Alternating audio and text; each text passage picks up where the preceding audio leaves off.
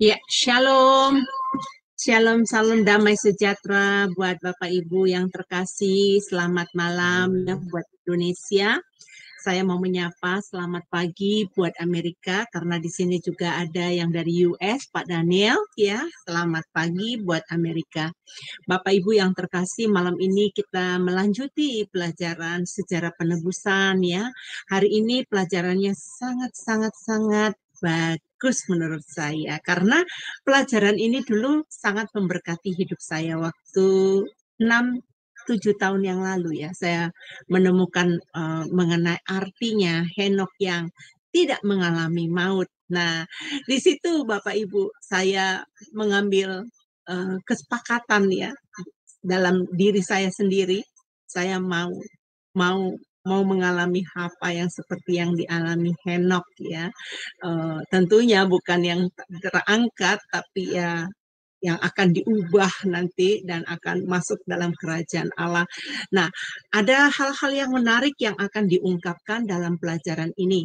Tetap stay bersama kami karena narasumber kami, dosen Pak Yudi Lengkong yang akan menyampaikan kepada kami, kepada kita semua pelajaran hari ini. Bapak Ibu, sebelum kita memulainya, mari kita berdoa dulu yang akan dipimpin oleh Pak Aras. Nah, Pak Aras, kami meminta kesediaan Anda untuk memimpin kita di dalam doa. Baik, mari kita siapkan berdoa. Bapa di surga, kami bersyukur Tuhan di season terakhir ini kami berkumpul di Zoom sama Adonai dan link-link yang terkait. Kami siap diisi dengan firman-Mu. Biarlah kami, hidup kami, hati kami seperti bejana yang terus diisi oleh firman Tuhan. Supaya kami semakin hari semakin dewasa dalam Engkau, semakin mengenal Engkau penebus kami.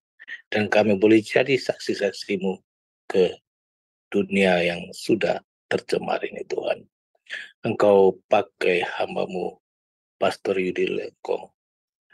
Biarlah setiap kata dan kalimat boleh menjadi rema. Sejarah penebusan akan membuka rahasia kerinduan Bapa di surga untuk kami pahami firman-Mu dan rencana-Mu di dalam hidup kami. Kau pasti punya planning buat kami yang ada di sini. Biarlah kami bersatu, Roh Kudus, supaya kerajaan Allah boleh kami ambil bagian masing-masing dengan posisi kami masing-masing. Dan juga Ibu Heni yang memimpin acara ini dari awal ke akhirnya juga Engkau urapi. Setiap perkataannya boleh menjadi berkat buat kami yang mendengar. Segala kuasa-kuasa kegelapan yang coba mengganggu acara ini, kami ikat di dalam nama Tuhan Yesus Kristus. Nyala Engkau. Dan juga Engkau urapi juga Bro Trinity Codex yang mengawasi IT dan perlengkapan yang lain supaya terlaksana dengan baik. Terima kasih Bapak. Romo yang kudus hinggaplah diam di dalam Zoom sama Adonai. Kami siap mendengar firman-Mu dalam nama Tuhan Yesus. Amin. Amin, amin. Terima kasih untuk Pak Aras yang telah memimpin kita di dalam doa pembukaan ya. Sebelum kita mempelajari mengenai Henok yang tidak mengalami maut, mari kita melihat sekilas mengenai profil narasumber kami, dosen Yudi Lengkong. Silakan.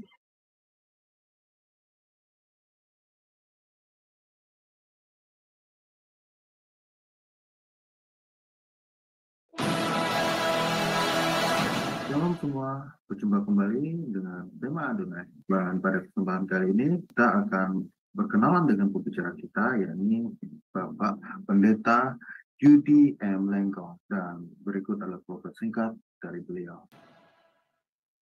Nama lengkap, Pendeta Yudi B. M. Lengkong, Eskom, MDiv, MTH, Demin. Beliau lahir di Manado pada tanggal 21 Oktober tahun 1979. Alma mater, Sarjana Komputer Eskom di Universitas Bina Nusantara, Jakarta pada tahun 2003. Master of Divinity MDiv di the Presbyterian General Assembly Theological Seminary, Florida, US pada tahun 2010. Doctor of Ministry, Demin, di Barrett Theological Seminary, Florida, US pada tahun 2015. Master Teologi MTH di STT Bethesda, Bekasi pada tahun 2021. Pelayanan pendeta di Gereja Presbyterian Bukit Sion Indonesia di Jalan Telaga Warna 1, nomor 2, Puri Cinere, Depok.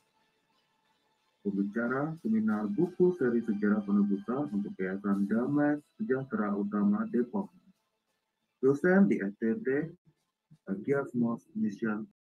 Terima kasih untuk penayangan profile picture dari narasumber kita.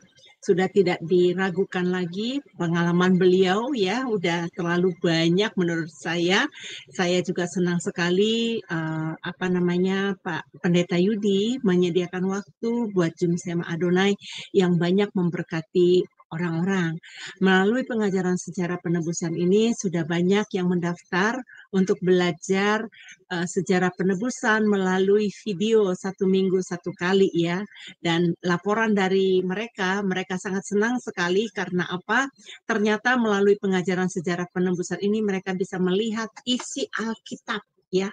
Alkitab itu isinya apa dan sangat luar biasa. Tetap bersama kami, Anda akan merasakan sendiri. Pengajaran ini adalah ungkapan pertama sekali, penyingkapan pertama di dunia untuk Anda supaya Anda tidak ketinggalan.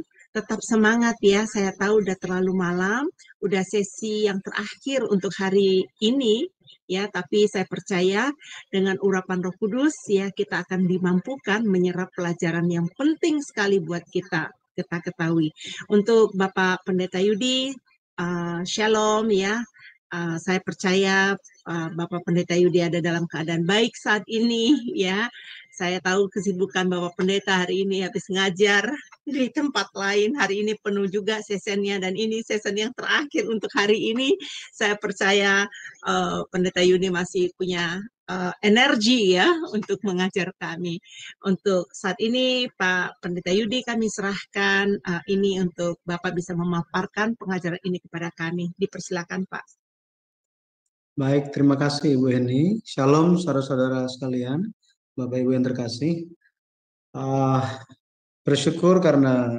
bersyukur dan memuliakan nama Tuhan, kita bisa bertemu kembali di malam hari ini, mungkin di pagi hari di beberapa tempat. Kita akan melanjutkan pelajaran kita mengenai sejarah penebusan. Jadi kita akan melihat Alkitab dari sudut pandang sejarah penebusan. Tema hari ini adalah Henok yang tidak mengalami maut. Ini adalah sesi yang keempat yang kita rencanakan dari 6 sampai 7 pertemuan. Baik, jadi kalau kita lihat di Ibrani 11 ayat 5, dikatakan bahwa karena iman Henok terangkat supaya ia tidak mengalami kematian dan ia tidak ditemukan karena Allah telah mengangkatnya, sebab sebelum ia terangkat ia memperoleh kesaksian bahwa ia berkenan kepada Allah. Jadi berdasarkan Ibrani 11 ayat yang kelima, temanya adalah Henok yang tidak mengalami kematian, dia tidak mengalami maut. Sekali lagi kita sedang mempelajari Alkitab dari sudut pandang sejarah penebusan. Secara khususnya kita mempelajari Alkitab dengan metode yang diberikan oleh Pendeta Abraham Park, penulis buku seri sejarah penebusan. Kita sementara bicara tentang buku yang pertama, yaitu silsilah di Kitab Kejadian. Kalau kita flashback lagi mengenai silsilah di Kitab Kejadian ini, di Kejadian pasalnya yang ke-5 ayat yang pertama, di situ dikatakan inilah daftar keturunan Adam. Daftar keturunan Adam. Di dalam bahasa Ibrani, kata daftar itu adalah sheper. Sheper di sini menunjuk kepada dokumen resmi, buku atau kitab di dalam bahasa Ibraninya. Tetapi kita tahu bahwa daftar silsilah di Kejadian pasal 5 itu hanya 1 lembar. Tetapi firman Tuhan mengatakan bahwa itu adalah sebuah buku. Artinya, ada banyak informasi yang bisa didapatkan di dalam daftar silsilah ini sehingga layak disebut sebagai sebuah buku, ya, sebagai buku. Kenapa? Karena Kejadian pasal 5 itu mengcover sejarah dari Adam sampai Nuh sekitar 1056 tahun, 1056 tahun. Makanya dikatakan buku silsilah. Ya, ini lewat arti nama mereka dan bagaimana hubungan keturunan sebelum dan sesudah, bagaimana hubungan mereka, serta arti nama mereka, kemudian informasi tambahan yang bisa didapatkan mengenai tokoh-tokoh ini, beberapa tokoh ini, maka kita bisa melihat seperti apa kehidupan mereka, lebih lagi kita bisa menemukan bagaimana penyelenggaraan penebusan dari Allah itu mengalir lewat kehidupan mereka. Dan ini semua disiratkan lewat nama-nama mereka serta dukungan-dukungan ayat-ayat di dalam Alkitab. Saya menyarankan Bapak Ibu untuk memiliki buku ini, Silsilah di Kitab Kejadian, yang mau berbahasa Inggris pun bisa dicari, The Genesis Genealogies.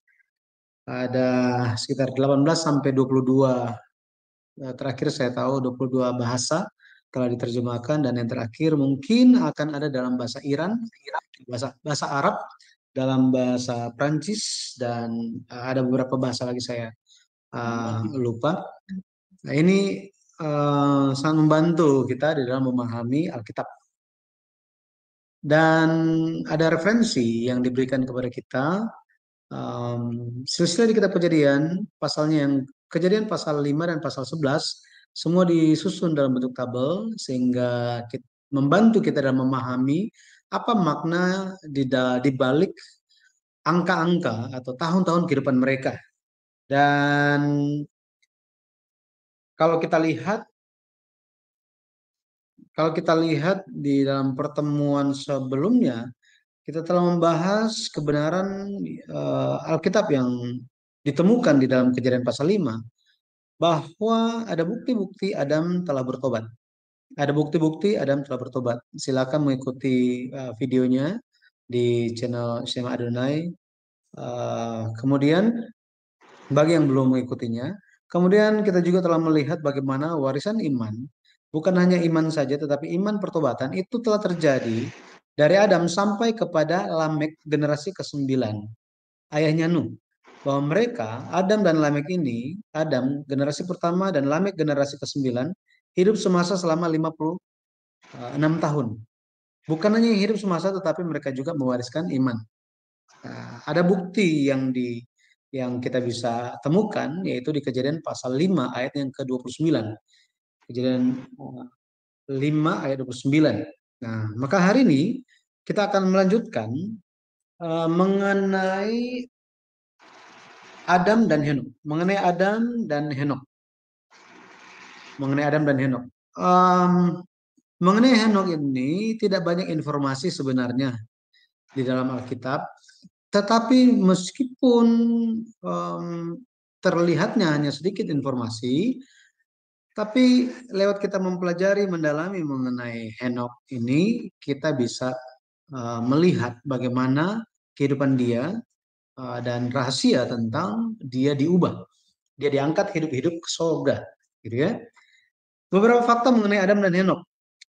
Kalau kita baca di Kejadian pasal yang ke-5 ayat 21 sampai ayat yang ke-24, kita bisa lihat bersama-sama tentang fakta-fakta ini. Tentang Adam dan Henok. Jadi ketika Adam berumur 622 tahun, Henok lahir.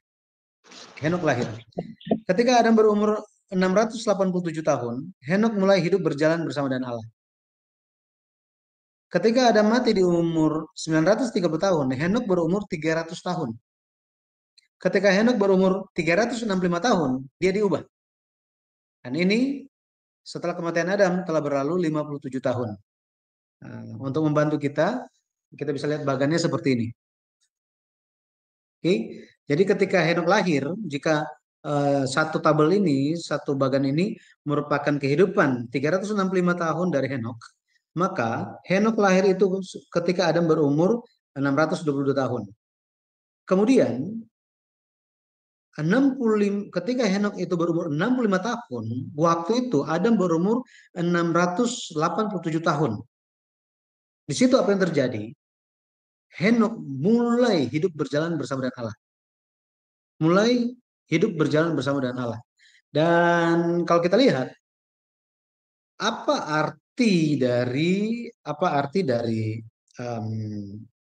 angka-angka ini, ya, tahun-tahun ini, kita bisa melihat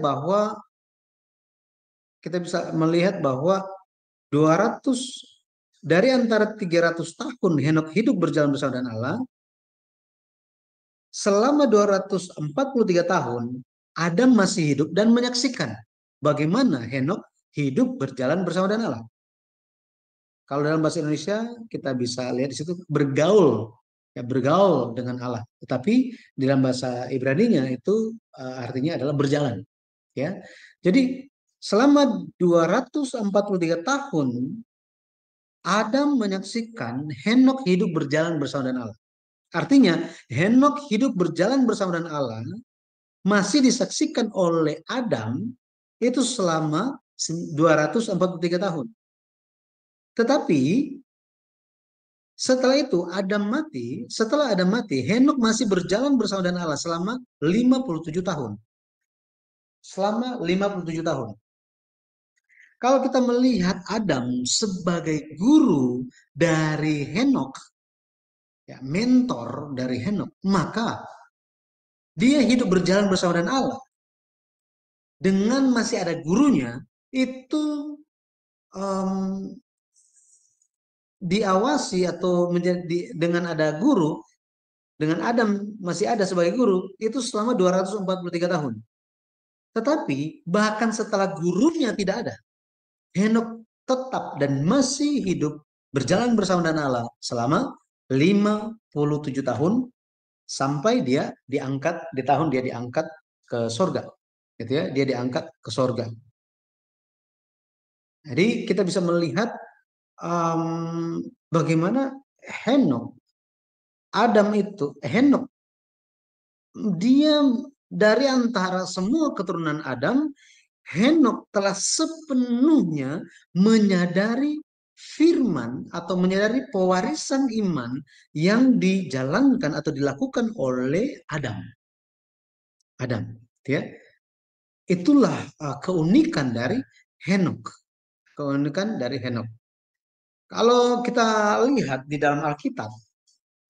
dalam Alkitab, format pencatatan silsilah Kejadian pasal 5 itu adalah setelah seorang tokoh itu hidup sekian tahun, dia mendapatkan anak, kemudian dia masih hidup sekian tahun, dia mencapai umur berapa tahun, lalu dia mati. Jadi ekspresi lalu ia mati di dalam Kejadian pasal 5 muncul 8 kali. Di ayat yang ke-5, 8, 11, 14, 17, 20, 27, dan 31. Hal ini muncul, gitu ya. Ekspresi lalu ia mati muncul. Ini contohnya Kejadian pasal 5 ayat 5. Jadi Adam mencapai umur 930 tahun lalu ia mati. Berikutnya Seth mencapai umur sekian lalu ia mati. Lanjut lagi. Enos, Kenan, Mahalalel, Yared, kemudian Methuselah, Lamek, semuanya terdapat ekspresi dalam keterangan tentang mereka, lalu ia mati. Tetapi pada Henok, kata lalu ia mati tidak ditemukan. Kejadian 5 ayat 23 di situ dikatakan bahwa jadi Henok mencapai umur 365 tahun. Seharusnya ada kata lalu ia mati, betul ya? Tetapi tidak ada di sini. Lanjutannya ayat 24 dikatakan dan Henok hidup bergaul dengan Allah, lalu ia tidak ada lagi sebab ia telah diangkat oleh Allah. Cerita berikutnya itu ada di Ibrani 11 ayat yang kelima, pembacaan kita hari ini. Karena iman, Henok terangkat supaya tidak mengalami kematian. Dan ia tidak ditemukan karena Allah telah mengangkatnya. Sebab sebelum ia terangkat, ia memperoleh kesaksian bahwa ia berkenan kepada Allah. Jadi Henok diangkat, dia tidak mengalami kematian. Kenapa? Karena dia hidup berjalan bersama dengan Allah selama 300 tahun. 300 tahun. Ya. Jadi kalau kita lihat, Henok tidak mengalami kematian. Kenapa? Karena dia berjalan bersama dengan Allah. Karena dia berjalan bersama dengan Allah. Kejadian 5 ayat 22 sampai 24. Kalau kita lihat di situ muncul kata bergaul, seperti saya katakan, bahasa Ibrani adalah halak. Artinya pergi, datang, atau jalan. Pergi, datang, atau jalan. Dan kata ini ditulisnya sebagai yithalek. Yithalek menunjuk kepada meletakkan kehendak saya di bawah seseorang, kemudian saya ikut dari belakang. Kemudian saya ikut dari belakang. Nah, maka kita bisa melihat bahwa benar-benar Henok itu dia telah mengikuti Allah dengan sepenuhnya. Dia telah berjalan bersama dengan Allah itu tanpa menonjolkan pikiran dia sendiri. Tanpa menampakkan kehendak dia. Tetapi hanya sepenuhnya ikut Tuhan. Sepenuhnya ikut Tuhan. Ya. Maka seperti apa Henok itu, atau bagaimana Henok itu berjalan bersama dengan Allah? Bagaimana Henok berjalan bersama dengan Allah? Yang pertama, Henok telah bertobat sepenuhnya. Henok telah bertobat sepenuhnya. Matius 3:8 dikatakan, jadi hasilkanlah buah yang sesuai dengan pertobatan. Gitu ya. Hasilkanlah buah yang sesuai dengan pertobatan. Pertobatan di dalam bahasa Yunani adalah metanoia, yang memiliki dua makna. Yang pertama itu berubah pikiran atau berbalik, ya, mengganti pikirannya atau berbalik, gitu ya, berbalik. Ini menunjukkan bukan hanya pertobatan lewat mulut, tetapi juga memperbaiki kehidupan kita, mengganti pola pikir, berbalik sepenuhnya. Yang kedua itu mengganti raja, mengganti raja. Bukan saya bukan saya menjadi raja atas diri saya sendiri, raja atas hidup saya sendiri, tetapi Allah, Yesus Kristus menjadi raja. Jadi ganti, mengganti raja. Dari mana kita bisa tahu bahwa Henok ini telah bertobat? Ini yang menjadi pertanyaan, ya kan? Dari mana kita tahu Henok itu telah bertobat? Itu kita bisa ketahui lewat kehidupannya. Ya, lewat kehidupannya. Alkitab mencatat bahwa Henok baru hidup berjalan bersama dengan Allah ketika dia umur 65 tahun. Mari kita lihat ayatnya. Kejadian pasal yang kelima. Kita lihat Kejadian pasalnya yang ke-25. Ayat yang ke-21 dikatakan begini. Setelah Henok hidup 65 tahun, ia memperanakan Metusala. Ayat 22 dikatakan apa? Dan Henok hidup bergaul dengan Allah selama 300 tahun lagi setelah ia memperanakan Metusala, dan ia memperanakan anak-anak lelaki dan perempuan. Di sini di dalam bahasa teks aslinya kata lagi itu tidak ada. Kata lagi tidak ada. Saya tidak mengerti kenapa LAI menaruh ini. Mungkin ada maksud gitu ya, ada maksud untuk mempermudah pemahaman, tetapi di dalam teks aslinya itu tidak ada. Kata lagi ini tidak ada. Seolah-olah apa? Seolah-olah sebelum Metusala itu lahir, Henok itu sudah berjalan, hidup bergaul dengan Allah. Tetapi dalam teks asli tidak demikian. Dia baru hidup bergaul atau berjalan bersama dengan Allah setelah Metusala lahir.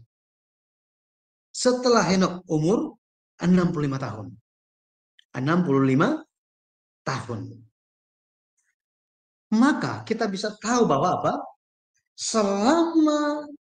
Sebelum Metusala lahir, Henok tidak hidup berjalan bersama dengan Allah. Dengan kata lain, 65 tahun di awal, 65 tahun kehidupan Henok, dia tidak hidup berjalan bersama dengan Allah. Dia baru hidup berjalan bersama dengan Allah setelah Metusala lahir. Setelah Metusala lahir. Maka kita bisa melihat bagaimana setelah berumur 65 tahun, Henok itu mengganti pikiran dia. Dia berbalik. Dia mengikuti Allah dengan sepenuhnya. Pikirannya selalu ikut pikiran Allah. Hatinya selalu terarah kepada Tuhan saja. Kalau kita melihat Efesus 4 ayat 21 sampai 24 dikatakan, karena kamu telah mendengar tentang Dia dan menerima pengajaran di dalam Dia menurut kebenaran yang nyata dalam Yesus, yaitu bahwa kamu berhubung dengan kehidupan kamu yang dahulu harus menanggalkan manusia lama yang menemui kebinasaannya oleh nafsunya yang menyesatkan, supaya kamu dibaharui di dalam roh dan pikiranmu dan mengenakan manusia baru yang telah diciptakan menurut kehendak Allah di dalam kebenaran dan kekudusan yang sesungguhnya. Jadi dibaharui dalam roh dan pikiran. Ketika kita menanggalkan manusia lama, artinya kita dibaharui dalam roh dan pikiran kita. Kita tinggal di dalam, kita hidup di dalam kebenaran dan kekudusan yang sesungguhnya. Firman Tuhan itu tetap kekal selama-lamanya. Dulu, sekarang, selama-lamanya tetap sama. Tidak pernah berubah. Dalam pemahaman demikian, maka kita bisa lihat bahwa jika Henok itu hidup berjalan bersama dengan Allah, bergaul bersama dengan Allah, artinya dia telah mengalami pembaharuan di dalam roh dan pikirannya. Dia telah menjadi manusia yang baru. Dia ada di dalam kebenaran dan kekudusan sesuai dengan kehendak Allah. Hanya dengan demikian kita bisa memahami bahwa apa? Henok hidup bergaul atau berjalan bersama dengan Allah. Bergaul bersama dengan Allah. Dia berubah dari kehidupan manusia lamanya. Dari tidak hidup berjalan bersama dengan Allah menjadi hidup berjalan bersama dengan Allah. Dia menaruh semua kehendaknya, seluruh kehendaknya di hadapan Allah dan ikut dari belakang. Dia melayani kehendak Allah. Melayani kehendak Allah. Jika kita pun hari ini kita tidak menjadi satu pikiran dengan Allah, maka kita tidak bisa hidup berjalan bersama dengan Allah. Pikiran kita harus menjadi sama, gitu ya. Meskipun melayani dengan rajin, tapi pikirannya tidak sama. Apakah itu bisa dikatakan hidup berjalan bersama dengan Allah? Tidak kan? Roma 8 ayat 5 sampai 6 mengatakan bahwa sebab mereka yang hidup menurut daging memikirkan hal-hal yang dari daging. Mereka yang hidup menurut roh memikirkan hal-hal yang dari roh. Karena keinginan daging adalah maut, tetapi keinginan roh adalah hidup dan damai sejahtera. Referensinya Yakobus 4 ayat yang keempat. Jadi orang yang bermusuhan dengan Allah, apakah bisa berjalan bersama dengan Allah? Tentu tidak, gitu ya. Tidak. Kain, dia hidup meninggalkan Allah. Dia pergi dari hadapan Allah sampai hari ini belum kembali. Ya. Belum kembali. Akan terpisah terus. Jadi pikiran dan hati yang dipenuhi dengan pikiran dunia, hati dan pikiran dipenuhi dengan hal-hal duniawi, tidak akan bisa berjalan bersama dengan Allah. Tidak akan bisa diubah. Tidak akan bisa. Ya. Jadi bertobat ini berbicara mengenai memikirkan kembali atau mengubah cara berpikir. Ya, cara berpikir. Kayak misalnya lagi salah jalan, kita putar balik kan? Nah, bertobat itu seperti itu. Itulah pertobatan. Makanya cara tercepat untuk ya balik itu adalah bertobat. Bertobat. Kebanyakan gitu ya.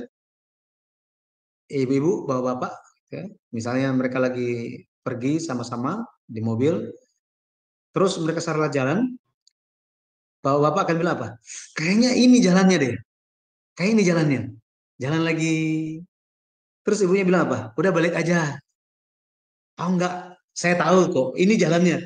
Makin jauh sampai pada akhirnya satu titik apa? Oh ya, kita balik lagi aja. Balik lagi aja. Ya, sekarang enak ada Google Map, ada Waze, ada aplikasi yang membantu gitu ya.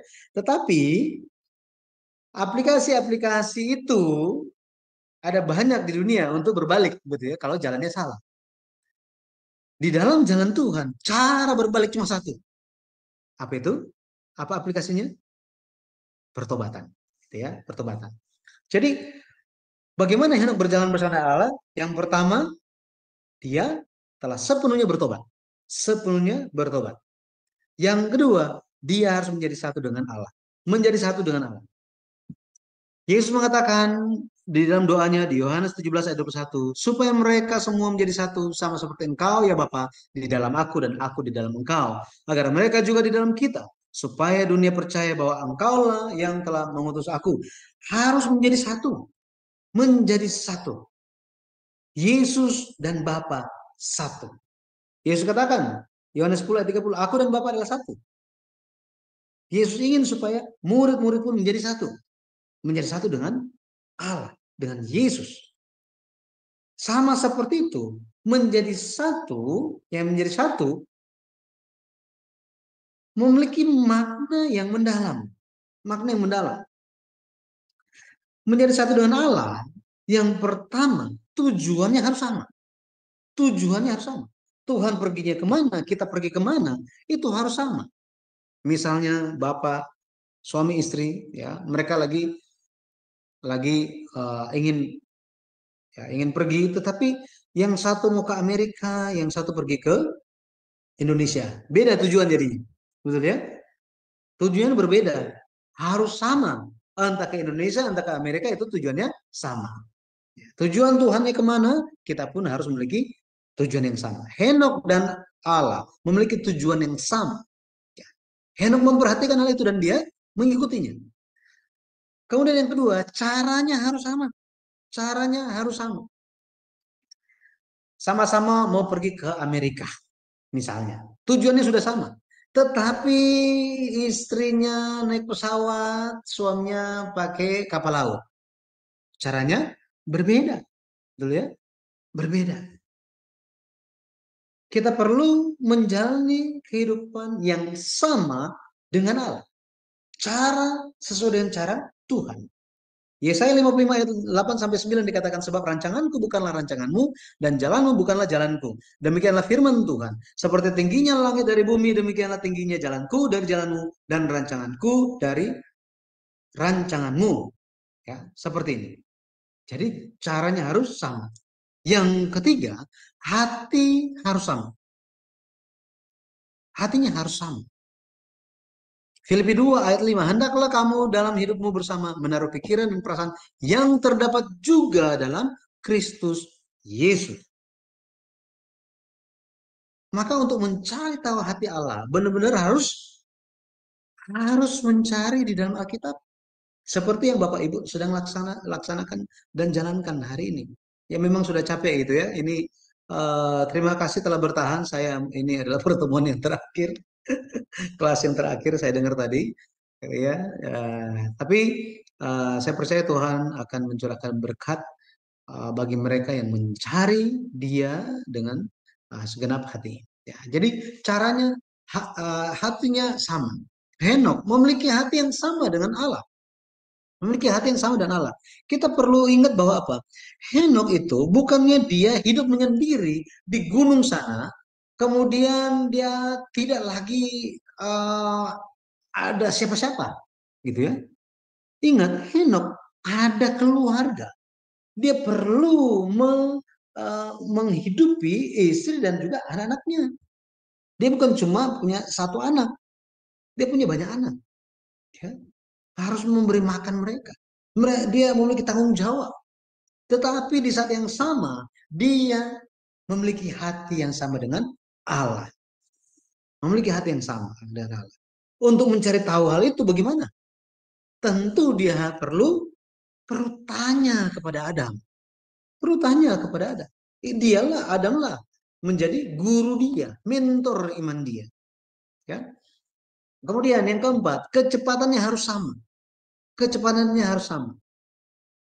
Amsal 21 ayat 5 dikatakan, rancangan orang rajin semata-mata mendatangkan kelimpahan. Tetapi setiap orang yang tergesa-gesa hanya akan mengalami kekurangan. Artinya apa? Jika Tuhan ingin kita cepat, kita harus cepat. Jika Tuhan ingin kita perlahan-lahan, maka kita perlu perlahan-lahan. Kenapa? Karena Tuhan tahu apa yang ada di depan. Tuhan tahu. Makanya kita pun harus memahami hal ini. Pada akhirnya Amos 3:3 dikatakan, berjalankah dua orang bersama-sama jika mereka belum berjanji?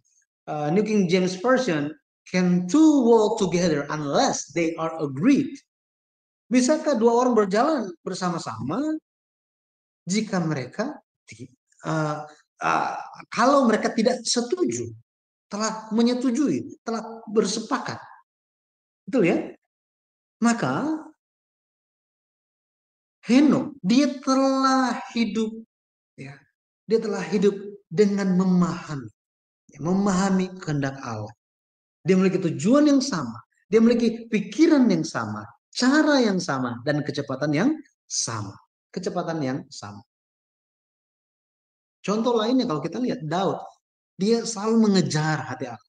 David who chased the heart of the Lord, ya, selalu mengejar, mencari tahu hati Allah. Saya percaya bapak-bapak, ibu-ibu, saudara-saudari sekalian memiliki hati yang sama seperti yang Daud miliki, ya, mencari Tuhan, ingin mengenal Tuhan. Yang ketiga, bagaimana Henok bisa berjalan bersama dengan Allah? Seperti apa? Dia memiliki iman yang berkenan kepada Allah. Iman yang berkenan kepada Allah. Ibrani 11 ayat yang kelima. Karena iman Henok terangkat supaya ia tidak mengalami kematian, dan ia tidak ditemukan karena Allah telah mengangkatnya. Sebab di sini, sebelum ia terangkat, ia memperoleh kesaksian bahwa ia berkenan kepada Allah. Sekarang imannya berkenan kepada Allah. Pertanyaannya, iman seperti apa yang dia miliki? Ayat yang ke-6, Ibrani 11 ayat yang ke-6. Tetapi tanpa iman tidak mungkin orang berkenan kepada Allah. Sebab barang siapa berpaling kepada Allah, ia harus percaya bahwa Allah ada dan bahwa Allah memberi upah kepada orang yang sungguh-sungguh mencari Dia. Jadi Henok, dia telah menghadap kepada Allah. Dia mencari Allah. Dan apa? Dia memiliki dua iman ini. Apa? Yang pertama, dia percaya Allah ada. Yang kedua, dia percaya Allah memberi upah bagi dirinya yang sungguh-sungguh mencari Allah. Sungguh-sungguh mencari Allah. Henok melakukan hal yang berkenan kepada Allah. Yesus memberitahukan apa? Yohanes 8 ayat 29 dikatakan, dan ia yang telah mengutus aku, ia menyertai aku. Ia tidak membiarkan aku sendiri, sebab aku senantiasa berbuat apa yang berkenan kepadanya. Berkenan kepadanya.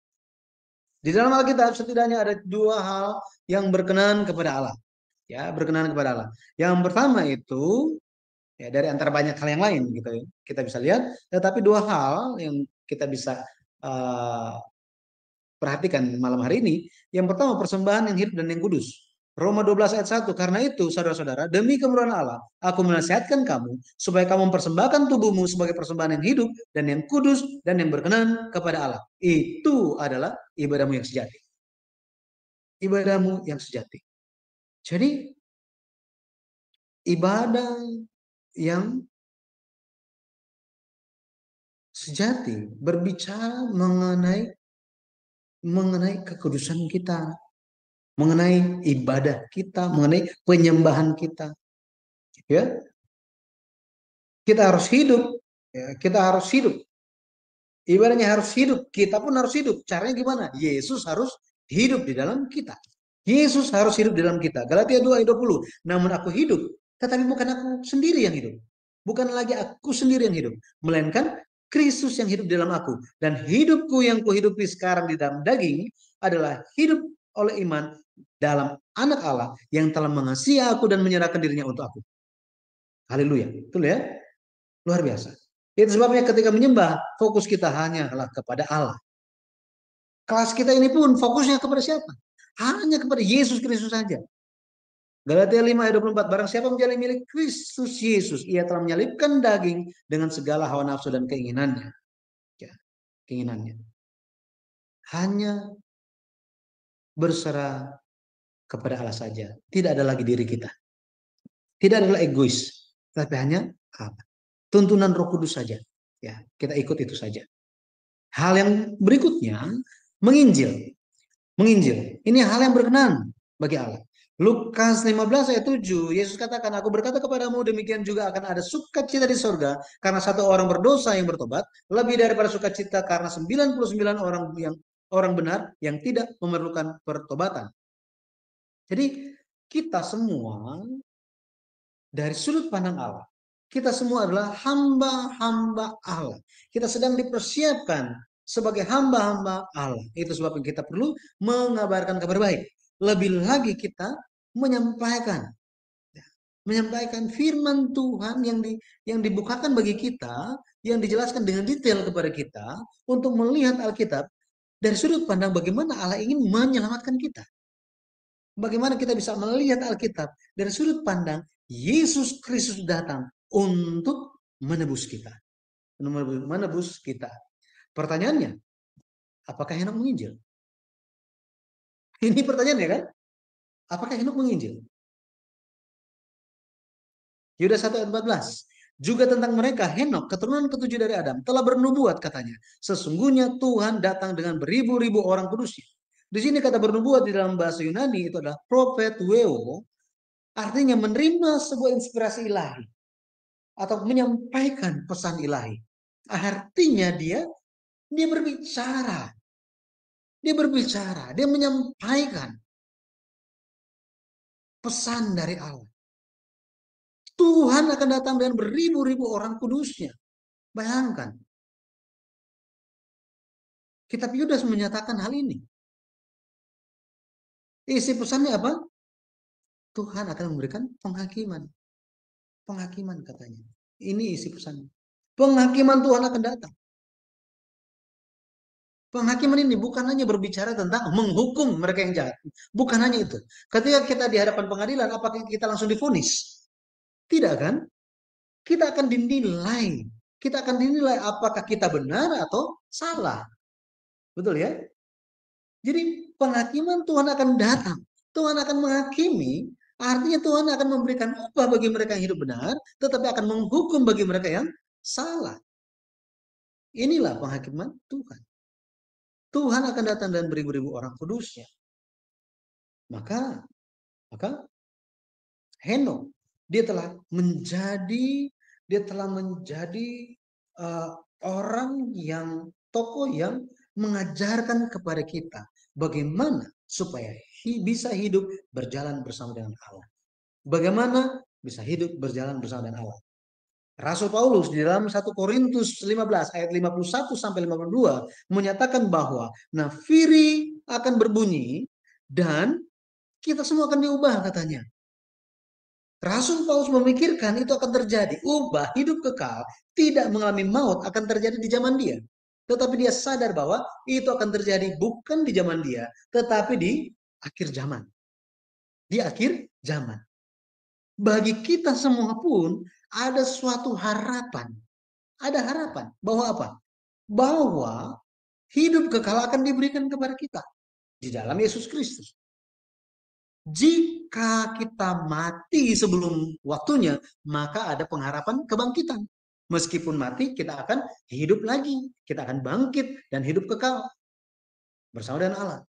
Tetapi ketika kita masih hidup dan Tuhan datang, bukankah kita akan menerima ubah hidup kekal itu tanpa mengalami maut?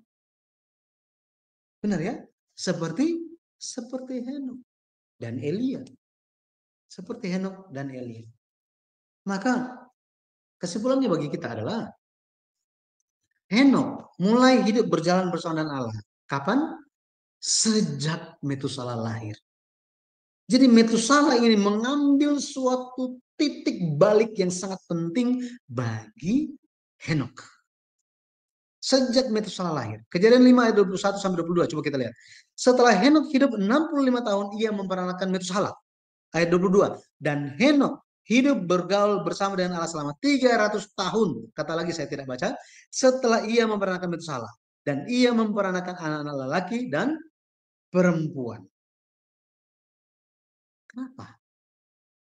Apa yang terjadi dengan Metusala ini? Arti nama Metusala itu ada dua. Yang pertama, Mat dan Sela ini memiliki makna pelempar lembing. pelempar lembing. Jadi lembing itu dilempar untuk apa? Menunjuk kepada satu titik. Menunjuk kepada suatu titik yang dituju. Ya, lembing. Lempar lembing ya. Gitu ya. Untuk jauh dan sampai ke titik yang ditentukan. Yang diharapkan, yang ditentukan. Tetapi makna yang berikutnya itu adalah mut dan salah. Yang artinya ketika dia mati, penghakiman. Ketika dia mati, penghakiman atau dunia berakhir. Dunia berakhir. Arti nama Metusalah memberikan kita dua pelajaran. Bahwa apa? Bahwa selama Metusalah masih hidup, masih ada kesempatan untuk bertobat. Selama apa? Metusalah masih hidup. Kenapa? Karena jika dia mati, akhir dikirim. Atau ya kiamat, dunia berakhir. Yang kedua, peringatan bahwa apa? Akhir zaman bisa datang kapan saja.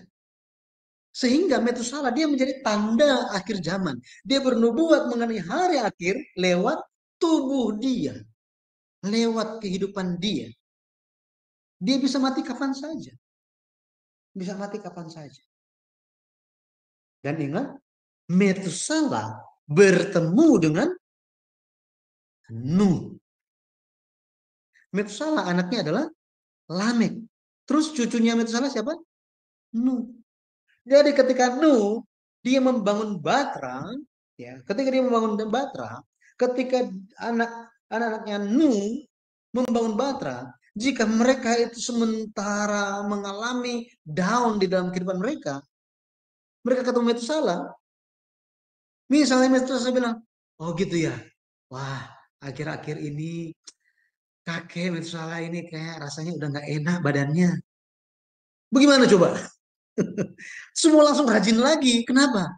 Karena Metusalah menjadi tanda akhir zaman. Tanda ketika dunia berakhir. Kakek Metusalah, kakek kiamat. Ya, kalau dia mati, dunia selesai. Wow.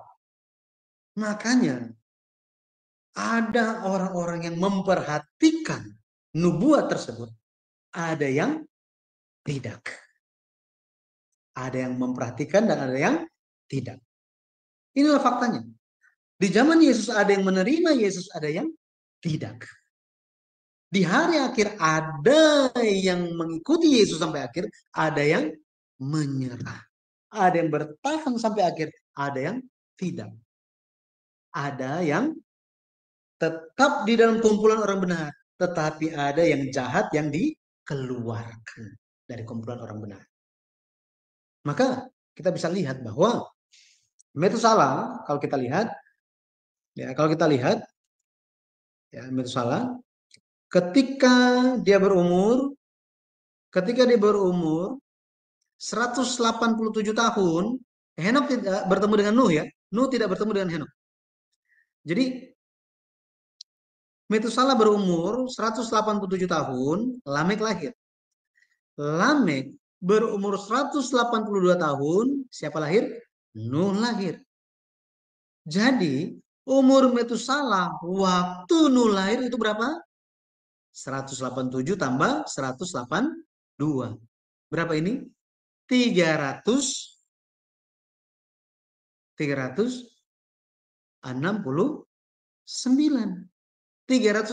tahun. Ketika Metusalah umur 369 tahun, siapa lahir? Cucunya lahir. Kemudian apa yang terjadi? Waktu Nuh umur 600 tahun, air bah terjadi. Air bah terjadi. Pada waktu itu, tahunnya bertepatan, kalau kita lihat, waktu Nuh lahir, Metusalah umur berapa? 369. Ketika Nuh umur 600, umurnya Metusalah berapa? 369 tambah 600 kan? 969. Jadi Metusalah di tahun dia mati, air bah terjadi. Air bah terjadi. Ya. air bah terjadi. Ini suatu hal yang kalau kita lihat benar-benar terjadi sesuai dengan nubuat dari siapa? Papanya Metusala. Ya, dikasih nama Metusala. Ketika anak ini mati, akhir dikirim. Penghakiman terjadi. Henok bernubuat bahwa apa? Tuhan akan datang menghakimi dengan beribu-ribu orang berusaha menghakimi. Dia akan membawa penghakiman katanya. Situasi zamannya Nuh itu seperti apa? Nanti bisa baca di Yudas 1 ayat yang ke-14 sampai 16. 14 sampai 16. Seperti itulah zamannya Nuh. Dan kalau kita lihat zaman sekarang nggak jauh beda. Gitu ya, nggak jauh beda. Nanti itu tinggal dibaca aja di rumah. Maka kalau kita lihat untuk hidup berjalan dengan Tuhan, dengan Allah, perlu kesadaran akan akhir zaman. Kenapa? Karena nabi-nabi palsu itu akan muncul, anti Kristus itu akan muncul, dan mereka akan bilang apa? Kapan Tuhan mau datang? Dari dulu juga bilang mau datang, nggak datang-datang tuh. Dari dulu sejak dunia dijadikan, diciptakan sampai hari ini nggak ada yang berubah. Semuanya tetap sama. Ini yang Rasul Yohanes sampaikan. Akan muncul itu, dan sudah muncul katanya. Sudah muncul. Hari ini kita perlu menjalani kehidupan yang apa? Sadar bahwa Yesus akan datang dan dunia akan berakhir. Makanya kita perlu hidup berjalan bersama dengan Tuhan. Seperti halnya Henok. Seperti ini. Kesadaran berikutnya yang kita perlu miliki apa? Ini merupakan suatu penghiburan sebenarnya. Adam, dia gagal hidup berjalan bersama dengan Allah di dalam Taman Eden. Betul ya? Di dalam Taman Eden dia gagal. Adam gagal hidup berjalan bersama dengan Allah. Tetapi Henok, dia berhasil hidup berjalan bersama dengan Tuhan di mana? Di luar Taman Eden. Kita semua ada di dalam Taman Eden atau di luar? Kita di luar Taman Eden kan? Artinya apa? Jika Henok berhasil, maka kita pun ada kesempatan yang sama untuk berhasil hidup berjalan bersama dengan Tuhan. Hidup berjalan bersama dengan Tuhan. Jadi, saya berdoa dan memberkati kita semua, kiranya kita hidup mempelajari bagaimana Henok hidup berjalan bersama Allah, lihat pertobatan kita setiap hari, lihat memiliki kehidupan yang menyembah, lihat kehidupan kita yang menginjil. Pada akhirnya kita akan memperoleh kasih karunia, diubah hidup kekal di akhir. Dan terima kasih. Saya kembalikan kepada Ibu Heni, silakan. Ya, terima kasih banyak Pak Yudi. Hari ini sangat luar biasa. Bapak Ibu, bukan hanya kita saja yang hadir di sini saat ini. Menurut pengamatan saya waktu pertama sekali mempelajari buku sejarah penebusan ini, saya menemukan para teolog yang terkenal di Amerika ini. Mereka terkagum-kagum akan pengajaran sejarah penebusan. Kenapa? Karena banyak penyingkapan yang mereka belum tahu sebelumnya. Nah, saya pribadi, kalau bukan melalui pengajaran sejarah penebusan ini, saya juga sulit untuk menyelam, untuk mengetahui isi Alkitab yang sedalam-dalam ini. Seperti tadi, kita diurutin ya, bagaimana kejadian-kejadian oleh Henok ini. Nah, Bapak Ibu, hari ini dikasih kesempatan untuk berdiskusi, untuk bertanya kepada narasumber kita. Saat ini mungkin dia sedang minum air atau beristirahat sebentar. Tapi kita masih ada waktu Aling atas motivasinya untuk membaca ini ya. Bapak Ibu, ini pelajaran sangat baik ya. Sister Aling bagaimana? Apakah Anda diberkati dari pelajaran malam ini? Wah, luar biasa Ibu. Dengan pemaparan dari materi pembelajaran malam ini, saya jadi benar-benar mengetahui iman yang bagaimana dan hidup yang bagaimana yang Henok hidupi sehingga dia berkenan di hadapan Tuhan. Wow, saya senang sekali ya. Aku juga terkesan waktu Anda menyampaikan kepada saya materi pelajaran pertama yang Anda dapatkan dari GPPSI Bandung.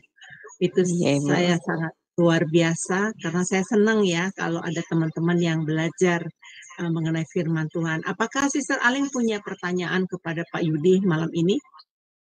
Belum, Bu. Saya Belum ya? dengarkan pertanyaan yang lain dulu. Iya, terima kasih. Iya. Baik, Bapak Ibu yang terkasih dalam Tuhan, apakah ada pertanyaan buat saudara untuk menanyakan mengenai kehidupan Henokh ini? Bapak Ibu boleh mengambil kesempatan ya untuk bertanya ya mengenai pertanyaan-pertanyaan ini. Tadi kan udah disampaikan ya bagaimana kehidupan Henokh ya yang luar biasa memelihara imannya. Itu juga yang membuat saya waktu pertama sekali menemukan pelajaran ini. Kan saya sering dulu baca Alkitab ya. Baca Alkitab, tahulah Henokh yang orang yang pertama diangkat ke surga di dalam Alkitab gitu ya. Tahu ceritanya kayak demikian. Tetapi melalui pengajaran sejarah penebusan ini saya jauh lebih mendalam. Kayak seperti kalau kita mau berenang di dalam lautan di dalam laut itu ya, waktu kita menyelam, kita akan melihat isi-isi di dalam lautan itu apa aja ya. Nah, melalui pengajaran sejarah sejarah penebusan ini, saya bisa melihat isi Alkitab itu kayak pakai teropong. Jadi isinya apa aja gitu. Nah, sampai tahun-tahunnya itu aja sangat akurat. Banyak yang bertanya, kenapa sih ya bisa secara akurat begitu? Karena dari Pak Bambang Norsena juga mengatakan, ayo belajar mengenai buku sejarah penebusan ini, karena buku sejarah penebusan ini sangat luar biasa, sangat akurat. Angka-angka yang ada di sana itu benar-benar tulisannya itu bukan main-main ya, maksud saya itu luar biasa urapannya. Nah, mungkin kita mau bertanya kepada Pendeta Yudi mengenai angka-angka tadi. Mungkin banyak orang yang bingung itu, Bapak Pendeta. Angka itu kok bisa tahu ya waktu umurnya si Adam umur sekian gitu, dan kemudian selama 300 tahun itu kenapa bisa ada angka yang sedemikian gitu? Karena mereka berkata tahun kalender itu kan bagaimana perbedaannya dulu dengan sekarang? Kenapa bisa dilihat hasilnya kok kita bisa melihat angka demikian? Nah, itu sering sekali ada yang bertanya begitu, Bapak Pendeta. Ya, jadi beberapa waktu yang lalu ada yang bertanya mengenai bagaimana angka-angka itu di dalam Alkitab itu bisa muncul, itu berdasarkan tahun apa? Apakah tahun di zamannya Adam, di zamannya Nuh, itu sama dengan tahun zaman sekarang, yaitu 365 hari. Zaman dulu bagaimana? Nah, gitu ya. Ada yang tanya seperti itu, dan saya melihat itu suatu pertanyaan yang sangat menarik gitu, sangat menarik. Saya bukan di bidang itu, tetapi saya coba melihat beberapa pandangan. Dan pandangan yang saya lihat yang cukup yang mendasar gitu ya, itu yang mengatakan yang mengambil dasar Alkitab di Kejadian pasal 7 ayat 11 dan membandingkannya dengan Kejadian 8 ayat 3 sampai 4. Inti pertanyaannya bahwa satu tahun di zamannya Nuh itu berapa hari? Berapa hari? Gitu. Apakah sama seperti sekarang? Zaman sekarang itu ada yang 30, 29, 31, 28. Apakah sama seperti itu? Nah,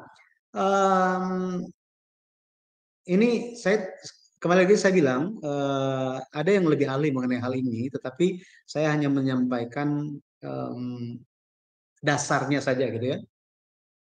Kalau kita bandingkan di Kejadian 7 ayat 11, di situ dikatakan pada waktu Nuh 600 tahun, pada bulan yang kedua, pada hari yang ke-17 bulan itu, pada hari itulah terbelah segala mata air samudera raya yang dahsyat dan terbukalah tingkap-tingkap di langit. Jadi air bah itu mulai terjadi pada tanggal berapa katanya? Pada tanggal 17 bulan kedua. 17 bulan kedua. Hari ke-17 bulan yang kedua. Kemudian Kejadian 8 ayat 3 sampai 4 di situ dikatakan, maka makin surutlah air itu dari muka bumi, demikianlah berkurang air itu sesudah 155 hari. Dalam bulan yang ke-7, pada hari yang ke-17 bulan itu, terkandaslah bahtera itu pada pegunungan Ararat. Jadi surut dan kandas surutnya air bah dan terkandas pegunungan Ararat itu, bahtera di pegunungan Ararat itu terjadi pada hari ke-17 bulan yang ke-7. Hari ke-17 bulan yang ke-7. Nah, di sini dari bulan yang kedua sampai yang ke-7 ada berapa? Ada 5 bulan. Betul ya? 5 bulan. Dan dikatakan 5 bulan itu 150 hari. Ya, 150 hari. Di sini kita bisa tahu bahwa apa? Di dalam 5 bulan ada 150 hari. Apakah dalam 1 bulan itu 30 hari? Alkitab tidak bilang begitu. Ya, tidak bilang begitu. Tetapi Alkitab hanya katakan bahwa di dalam 5 bulan ada 150 hari. Dari sini ahli-ahli mengatakan dan menggunakan ini sebagai dasar bahwa di zamannya Nuh 1 tahun adalah 360 hari. 5 oh, 360 atau 365? 360 hari. Oh, 360. Oke. Mereka katakan seperti itu. Nah, terjadi kalau kita lihat penanggalan itu mulai ditegaskan ketika orang Israel keluar dari Mesir. Ya, keluar dari mana?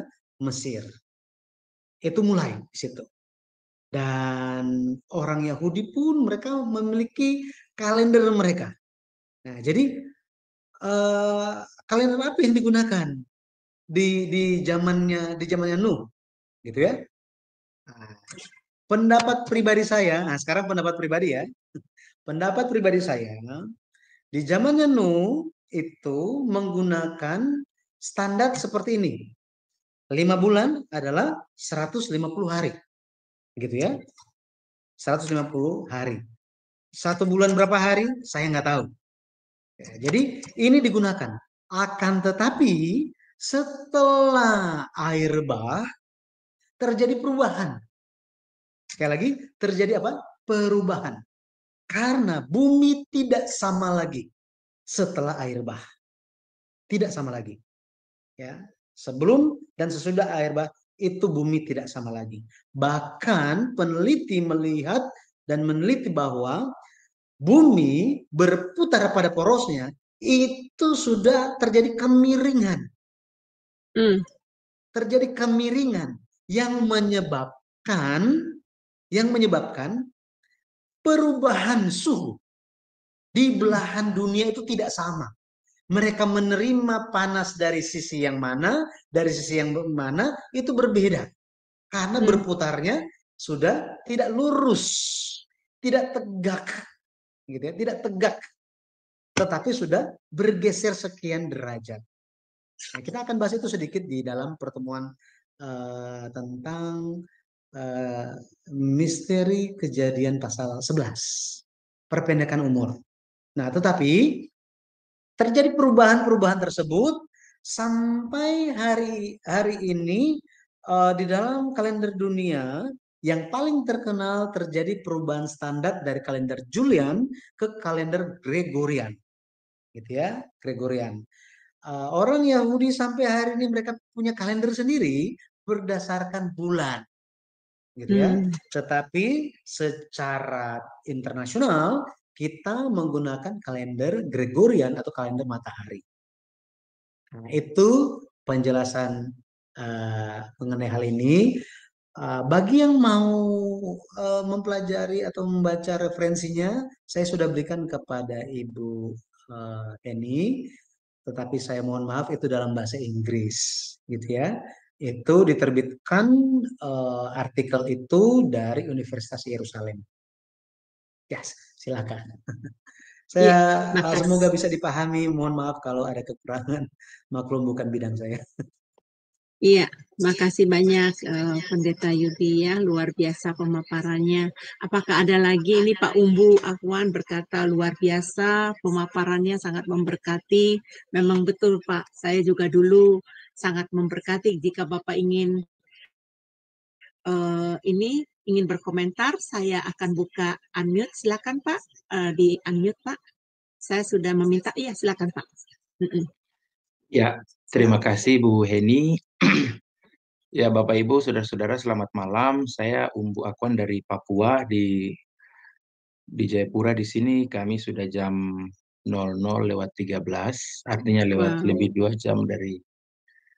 Ya, tapi tetap semangat mengikuti pemaparan Bapak Pendeta Yudi yang sangat luar biasa. Saya hanya mau menyampaikan 2 hal saja. Yang pertama sedikit mengomentari tentang sistem penanggalan. Seperti yang saya setuju, seperti yang disampaikan Bapak Pendeta Yudi, bahwa banyak negara atau banyak kerajaan di dunia ini menggunakan sistem penanggalan berbeda-beda. Yang saya tahu kalau di Alkitab itu selalu penanggalan setiap kerajaan atau setiap wilayah itu dihitung berdasarkan sebuah peristiwa yang terkenal. Jadi kalau kita membaca peristiwa keluarnya bangsa Israel dari Mesir, selalu hari pertama mereka keluar dari Mesir itu selalu dihitung hari pertama. Itulah sebabnya di padang gurun selalu dibilang pada hari yang pertama, pada bulan yang kedua, pada tahun yang kedua sejak bangsa Israel keluar dari tanah Mesir, selalu begitu. Jadi biasanya peristiwa-peristiwa yang terkenal itu dijadikan hari pertama penanggalan. Kemudian dia mulai mengalami perubahan ketika bangsa Israel di Kanaan. Pengangkatan raja selalu dijadikan patokan penanggalan. Ya, jadi banyak kerajaan seperti itu. Itu hal pertama. Jadi pada masa sebelum kalender modern hari ini, berbagai daerah di seluruh dunia memiliki penanggalan yang berbeda. Nah, hal itu terbukti juga ketika dilaksanakannya Olimpiade pertama tahun 1896 itu, ada beberapa negara yang datang ke Yunani untuk mengikuti Olimpiade. Ada yang datang 3 bulan setelah pelaksanaan, ada yang datang 6 bulan sebelum pelaksanaan karena penanggalannya tidak sama. Ya, sekitar seperti itu. Itu hal pertama. Lalu hal yang kedua tentang sistem penanggalan, tadi Bapak Yudi sudah bilang, ada yang menggunakan sistem peredaran bulan sehingga hanya 10 bulan saja setiap tahun, tapi ada yang menggunakan sistem peredaran matahari sehingga ada 12 bulan. Nah, beberapa hal di Alkitab juga hal itu bisa kita temukan. Jadi saya kira apapun yang terjadi, kalau kita mau menggunakan kalender sistem penanggalan 12 peredaran matahari, maka kita akan tetap sama 365 hari atau tepatnya 364 hari begitu.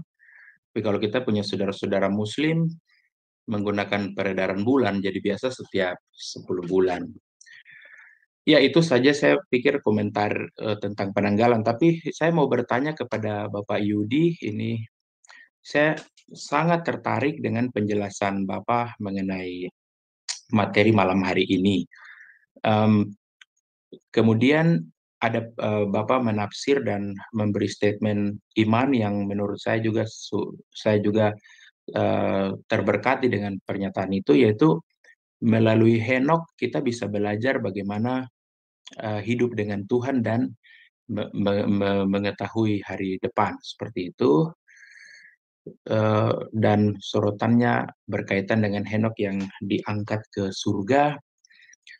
Saya sedikit ingin mendengar komentar dari Bapak Yudi tentang bagaimana penilaian Bapak tentang Musa. Ya, memang Musa itu di Ulangan pasal 34 itu memang secara jelas dikatakan dia meninggal, Tapi beberapa nats lain mengatakan bahwa dia berkumpul dengan para leluhurnya. Lalu Allah berjanji pada Musa di puncak Pisga itu, kau tidak akan masuk ke tanah perjanjian itu, tapi sekali waktu kau akan sampai di sana. Dan itu mencapai perwujudannya ketika Musa dan Elia muncul memberikan kekuatan pada Yesus di Getsemani. Saya berandai atau saya berkesimpulan, mungkin tidak terlalu kuat, tapi menurut saya Musa dan Elia juga mungkin sama dengan Henokh. Mereka terangkat ke surga. Karena dalam pernyataan Alkitab yang lain, ya bukti kematian jasad dan sebagainya Musa itu tidak ditemukan. Saya pikir itu saja yang mau saya sampaikan. Terima kasih dan saya kembalikan waktu. Ya, dipersilakan buat Pendeta Yudi untuk menanggapinya. Baik Bapak, terima kasih. Saya sangat bersyukur kepada Tuhan dan berterima kasih karena Bapak sekarang udah tengah malam di Papua tetapi masih mengikuti ini, udah 12:30 gitu ya. Baik Pak, terima kasih masukannya, komentar Bapak mengenai tahun-tahun itu bisa memperkaya kita semua gitu ya. Nanti kalau Bapak-Bapak ada atau Ibu-Ibu memiliki buku yang keempat, ya seri sejarah penulisan yang keempat, itu mengenai tahun-tahun raja-raja. Nah, itu sangat detail, di situ dijelaskan mengenai raja-raja tadi yang disampaikan oleh Bapak Umbu Akwan. Benar ya, saya baca apa adanya ya Pak ya. Ya, terima kasih Pak. Mengenai ubah gitu ya, mengenai ubah, kemudian mengenai Musa. Bagaimana mengenai Musa itu? Ini pertanyaannya ya. Bagaimana mengenai Musa itu? Di dalam Alkitab, kalau kita lihat di dalam Alkitab hanya 2 orang yang terangkat hidup-hidup ke sorga. Hanya 2 orang. Alkitab memberikan kesaksian mengenai hal ini. Itu adalah Henokh dan Elia. Henokh dan Elia. Jadi Henokh itu diubah. Jadi dari antara cakupan dari Adam sampai Abraham, Henokh itu ada Henokh sebagai saksi, sebagai bukti, sebagai bukti bahwa terangkat ke sorga, diubah itu benar-benar ada. Dari Abraham sampai Yesus Kristus ada satu bukti lagi, dia adalah Elia. Ya, Alkitab menyatakan mengenai 2 sosok ini. Jadi harus ada 2 baru bisa diterima sebagai saksi, suatu kesaksian kebenaran, benar ya? Tetapi kalau kita lihat mengenai Musa, sebenarnya kita bisa pahami seperti gini.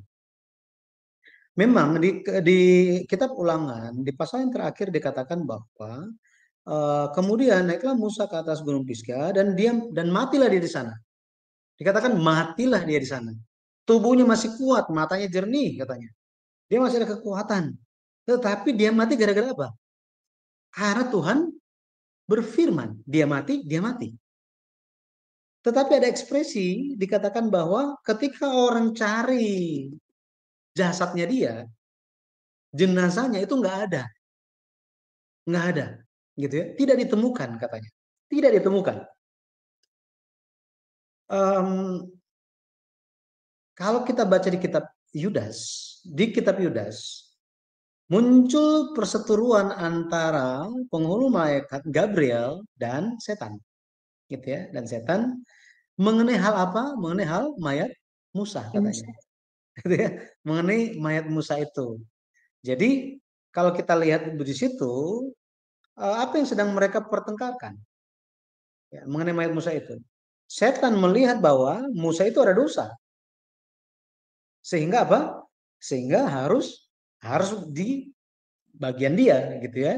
Tetapi penghulu malaikat bilang enggak seperti ini, adalah orang benar katanya, orang yang ada benar. Ya sekitar seperti itu. Tetapi apa sebenarnya yang terjadi kepada Musa ini? Kalau kita lihat, ada satu ayat yang bisa membantu kita. Di Lukas pasal 9, Di Lukas pasal 9 ayat 30 sampai 31.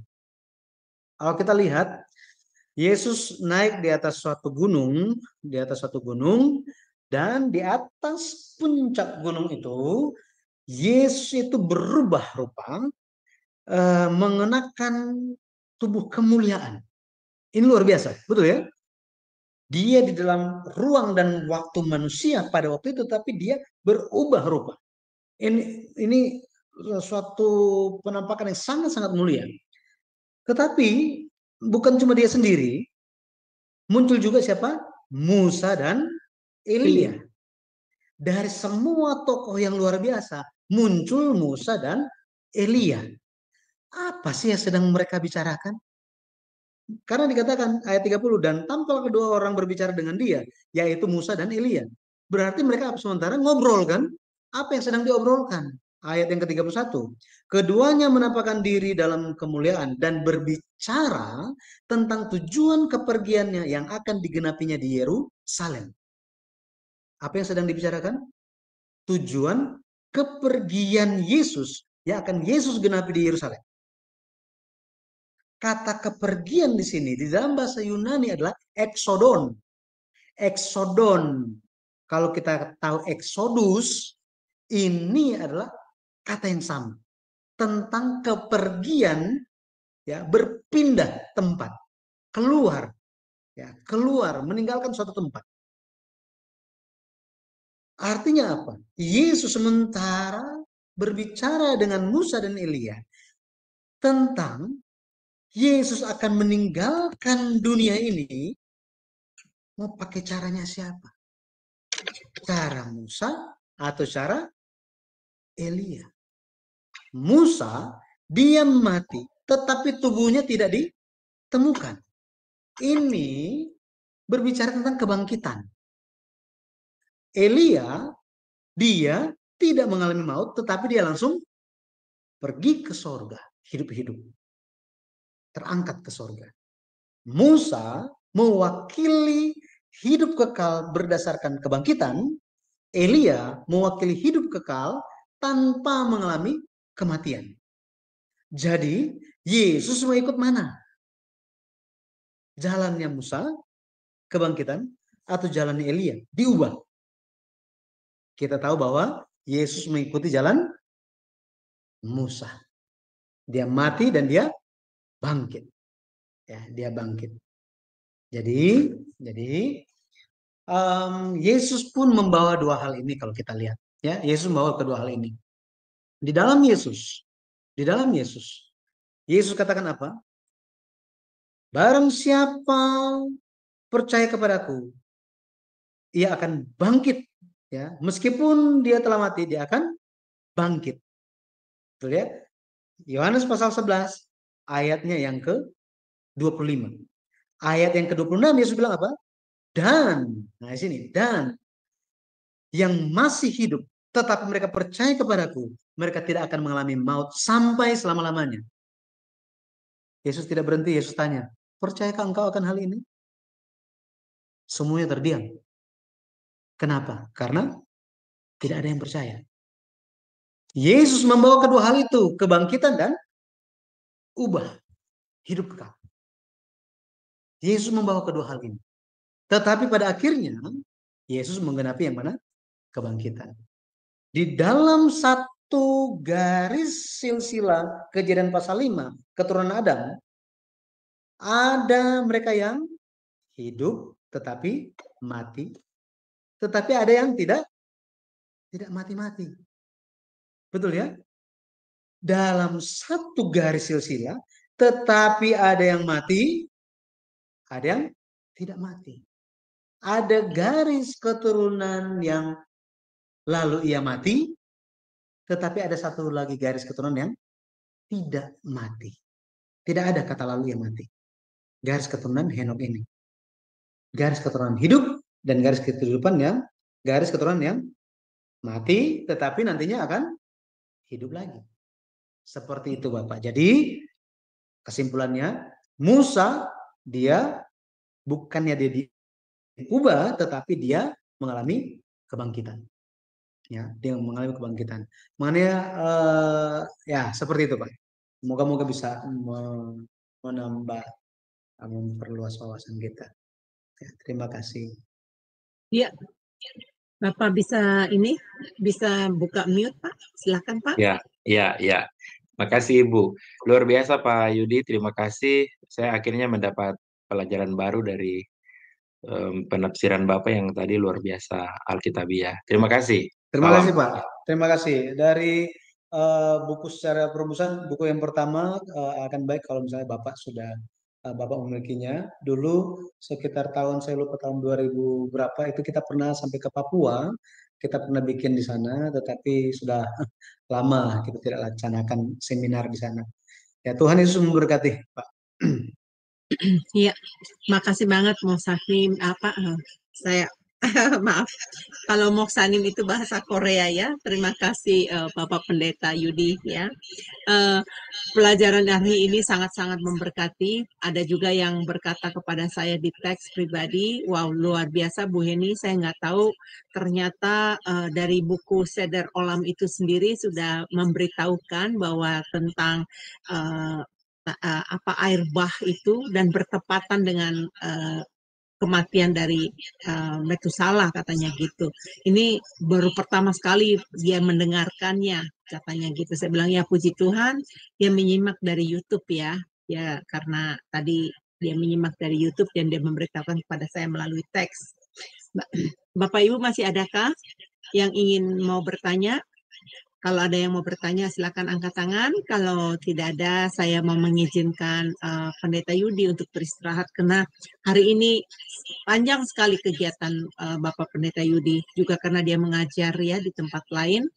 Jadi hari ini kita akhiri.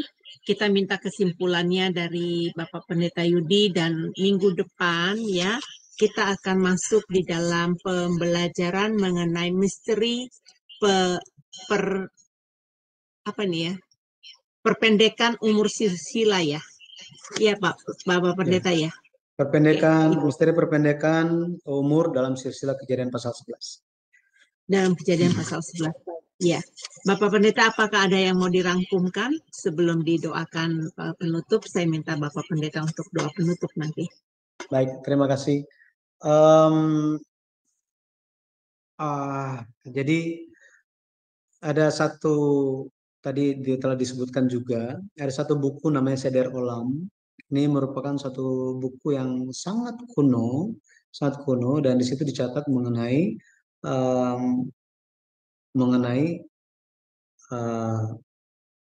Metusalah bahwa dia mati itu tanggal 10 bulan 2. Tanggal 10 bulan 2. Kapan itu? Itu adalah 7 hari sebelum. Itu adalah waktu ketika Nuh mendapat perintah untuk masuk ke dalam bahtera. Nah, hal ini untuk menyatakan kepada kita bahwa semua bapa leluhur dari Adam sampai kepada Lamek telah mati duluan sebelum air bah terjadi. Artinya apa? Artinya penghakiman air bah tidak melanda bapak-bapak leluhur iman itu. Karena ada yang berpendapat bahwa mereka juga mati, masih hidup mungkin, dan mati gara-gara penghakiman air bah. Contohnya ya, si Metusalah itu. Tetapi ini menjadi suatu bukti bahwa Tuhan melihat iman mereka dan mereka bukan menjadi target hukuman dari Tuhan, melainkan mereka yang tidak percaya. Jadi ini kesimpulan terakhir dari saya. Semoga kita semua senantiasa melihat kepada Tuhan Yesus saja, lihat firman yang tercatat dalam Alkitab yang kita miliki, mari kita ikut apa adanya, percaya apa adanya, sehingga kita pun bisa ikut sampai akhir. Ya, Tuhan Yesus memberkati. Mari kita berdoa. Bapa, terima kasih. Kami bersyukur karena Engkau telah mencurahkan belas kasih-Mu kepada kami. Pada malam hari ini, Bapak, Engkau telah menyertai setiap pelajaran kami, dan khususnya pelajaran sejarah penebusan ini, kiranya memuliakan nama Tuhan saja. Ketika ada pencerahan-pencerahan yang kami terima pada malam hari ini, semua karena kasih karunia-Mu saja. Hanya Engkau yang dimuliakan lewat segala hal yang kami alami, dan Engkau yang mencurahkan kepada kami kasih karunia untuk tetap bersemangat dan lebih lagi bersemangat mengajak banyak orang untuk mempelajari firman-Mu, memahami dari sudut pandang sejarah perebusan, sehingga kami bisa menemukan bahwa Alkitab adalah 100% firman Tuhan tanpa kesalahan.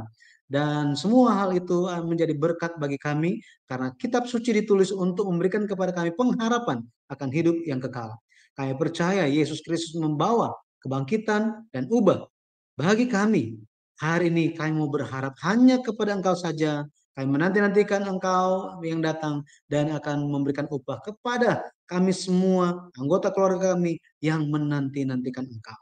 Terpujilah nama Tuhan. Sampai kami bertemu lagi, kiranya Engkau yang menyertai dan melindungi kehidupan kami. Setiap pekerjaan, penghidupan, hal-hal kegiatan yang kami jalankan, Bapak kiranya Engkau yang melindungi dan mencurahkan berkat dan kasih karunia-Mu.